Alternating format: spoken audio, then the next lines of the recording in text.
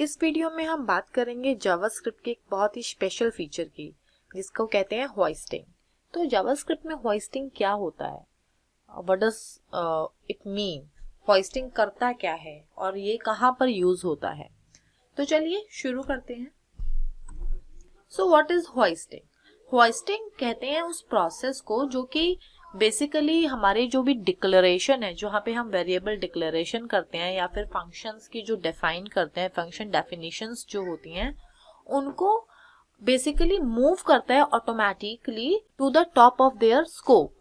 तो ये करता क्या है, फॉर एग्जाम्पल हमने कोई एक स्क्रिप्ट लिखी, यहाँ पर शुरू की है हमने कोई भी स्क्रिप्ट, और यहाँ कहीं बीच में हमने कोई वेरिएबल डिक्लेयर किया है, वेरिएबल को डिक्लेयर किया है और आगे और स्क्रिप्ट है, कहीं पर भी यूज कर रहे हैं हम उस वेरिएबल को। तो होइस्टिंग क्या करता है, बेसिकली जो होइस्टिंग होती है वो जब भी कोई जावास्क्रिप्ट का कोड ब्राउजर रीड करता है तो वो एक ग्लोबल एग्जीक्यूशन कंटेक्स्ट को क्रिएट करता है।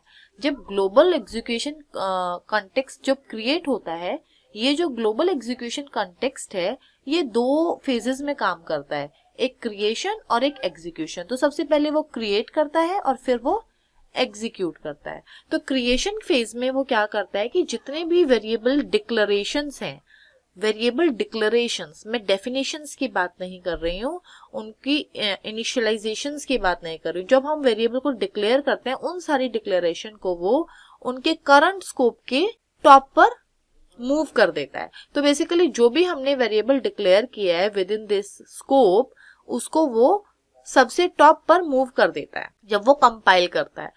यानी कि जिस तरीके से हम फंक्शन को जब डिफाइन करते हैं, तो कंपाइलेशन के टाइम जब वो फंक्शन को रजिस्टर कर लेता है, कहीं पर स्टोर कर लेता है कि ओके एक फंक्शन है जिसका नाम है ऐड, जो 2 पैरामीटर ले रहा है, ऐसा कोई फंक्शन है। तो जब भी वो फंक्शन को हम कॉल करते हैं तो इट गेट्स रिमेम्बर कि हाँ ये फंक्शन था, मैंने यहाँ स्टोर किया था, और वो उस फंक्शन को एग्जीक्यूट करता है। इसी तरीके से ये वेरिएबल को भी जब ये ऊपर मूव करता है तो उनको एक स्टोरेज में, एक मेमोरी में रजिस्टर कर लेता है कि हाँ इस टाइप का वेरिएबल है, और उसके बाद हम उसको कहीं भी यूज कर सकते हैं।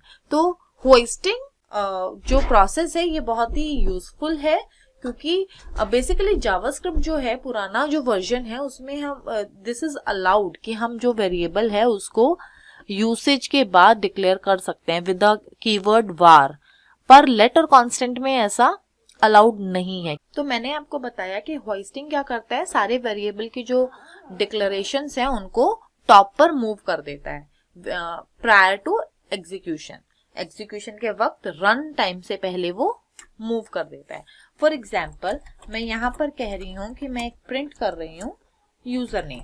यूजर नेम यहाँ पर एक वेरिएबल है और प्रिंट मैं पहले कर रही हूँ और मैं उसको डिक्लेयर बाद में कर रही हूँ। और लेट्स सपोज कि मैंने यहाँ पे कहा अमिताभ, तो ये क्या करेगा, what does it will do, ये यहाँ पर यूजर नेम को अनडिफाइंड शो कर रहा है। अनडिफाइंड क्यों शो कर रहा है, क्योंकि ये एग्जीक्यूशन के वक्त इसकी जो डिक्लेरेशन है यूजर नेम की, इसको उसने ऊपर कहीं पर मूव कर दिया, यहाँ पर कहीं पर मूव कर दिया, पर उसने सिर्फ डिक्लेरेशन को मूव किया है, डेफिनेशन को नहीं। उसने डिफाइन नहीं किया है, तो अभी भी उसके लिए वो अनडिफाइंड है। ये जो कोड है वो जब ग्लोबल एग्जीक्यूशन कंटेक्स्ट बना क्रिएशन फेज में, ये कुछ ऐसे ही हुआ होगा।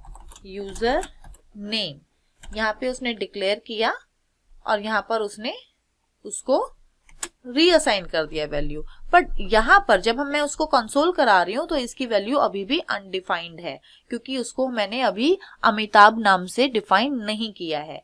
तो वेर के केस में ये अनडिफाइंड कर रहा है, ऑल्दो ये जो वेरिएबल की डिक्लेरेशन है उसको ये ऊपर जरूर मूव कर गया है। मैं अगर यहाँ पर लिखती हूँ तो भी वो अनडिफाइंड करता है, क्योंकि इसने वेरिएबल को होइस्ट कर दिया है, इसने वेरिएबल को ऊपर मूव कर दिया है, जो साइलेंटली है, जो हमें दिख नहीं रहा, बिहाइंड द सीन्स इसने ये कर दिया है, पर ऐसा हो चुका है। तो दिस इज ये हमें एरर नहीं देता।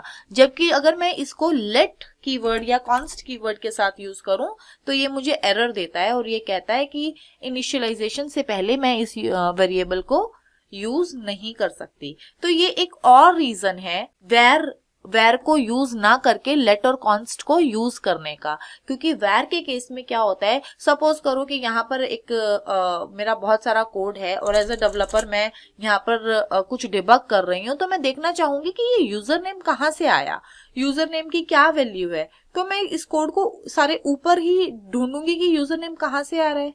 ये तो कोई तुक नहीं बनता कि मैं नीचे पूरा कोड पढ़ूंगी और फिर कहीं पर एंड में जाके, फाइल के एंड में, स्क्रिप्ट के एंड में कहीं पर मुझे इसकी डेफिनेशन मिले। तो ये तो ढूंढना बहुत ही हार्ड हो जाएगा और कोड को मेंटेन करना बहुत ही मुश्किल हो जाएगा। तो ऐसा हम कतई भी नहीं करना चाहेंगे कि पहले हम वेरिएबल को यूज कर लें और उसके बाद उसको डिक्लेयर या डिफाइन करें। तो वेर के केस में ऐसा हम कर सकते थे, पर लेट और कॉन्स्ट के केस में हम ऐसा नहीं कर सकते क्योंकि वो हमें एरर देता है। वेर के केस में वो एरर नहीं देता जबकि वैल्यू को अनडिफाइन कर देता है, तो उस केस में हम गलती होने के चांसेस बढ़ जाते हैं। जबकि अगर हम लेट और कॉन्स्ट यूज करते हैं तो वो चांसेस कम हो जाते हैं क्योंकि वो हमें अलाउ ही नहीं करता ऐसा करना।